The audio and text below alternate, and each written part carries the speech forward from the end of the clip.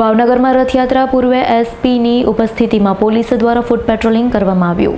ભાવનગર શહેરમાં આગામી 27 જૂનના રોજ ભગવાન જગન્નાથજીની રથયાત્રા પસાર થવાની છે। પોલીસ તંત્ર દ્વારા અગાઉથી ફૂટ પેટ્રોલિંગ હાથ ધરવામાં આવ્યું। ભાવનગર શહેરના ઘોઘા ગેટથી હલુરિયા ચોક સુધીના માર્ગ ઉપર પેટ્રોલિંગ હાથ ધરવામાં આવ્યું, જેમાં એસપી ડીવાયએસપીથી લઈ દરેક પોલીસ કર્મચારીઓ સાથે ફૂટ પેટ્રોલિંગ હાથ ધરાયું હતું, જેમાં બેરિકેડ લગાવવા, ધાબા પોઈન્ટ સહિત કોઈ બાંધકામનું કામ ચાલતું હોય, રથયાત્રાના રૂટ ઉપર તેવા બધા મુદ્દાઓને ધ્યાનમાં લઈ ચર્ચા વિચારણા થાય, રથયાત્રાનો માર્ગ સુમેળભર્યો વ્યવસ્થિત રહે, સુરક્ષાની બાબતોને ધ્યાનમાં લઈ ચર્ચા વિચારણાઓ ફૂટ પેટ્રોલિંગમાં કરાઈ હતી। ભાવનગર શહેર ખાતે જે આગામી 27 જૂન 2025ના રોજ ભગવાન જગન્નાથની રથયાત્રા નીકળનાર છે, તે અનુસંધાને ભાવનગર શહેરના રથયાત્રા રૂટ ઉપરના ઘોઘા ગેટ પોલીસ ચોકીથી હલુરિયા સર્કલ સુધી પોલીસ દ્વારા ભાવનગર જિલ્લાના તમામ ડેપ્યુટી એસપી કક્ષાના અધિકારી, ભાવનગર જિલ્લાના તમામ થાણા ઇન્ચાર્જ, શહેર પોલીસ સ્ટેશન વિસ્તારના તમામ પીએસઆઈ કર્મચારીઓ, એલસીબી એસઓજી પેરોલ ફરલોના પોલીસ અધિકારી અને કર્મચારીઓ મારફતે એક ફૂટ પેટ્રોલિંગનું આયોજન રાખવામાં આવેલું હતું।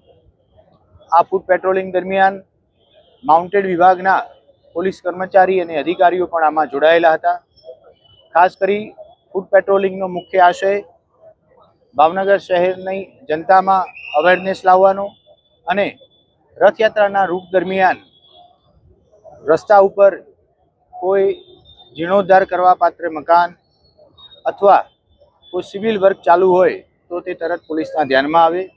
વધુમાં ધાબા પોઈન્ટ, વોચ ટાવર, એની જે જગ્યા છે એનું સ્ટ્રેટેજિક લોકેશન બાબતે ચર્ચા કરી જરૂરિયાત પડે તો ફેરવિચારણા પણ કરવામાં આવેલી।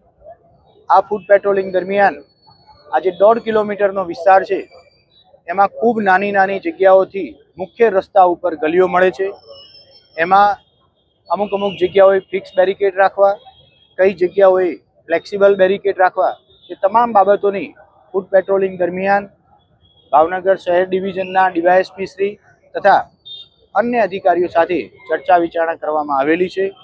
કુલ મિલાવી 27 જૂન 2025ના રોજ ભાવનગર શહેરમાં ગુજરાતની સૌથી વધુ સમય ચાલતી રથયાત્રાની તૈયારી પૂર્ણપણે થઈ ચૂકેલી છે।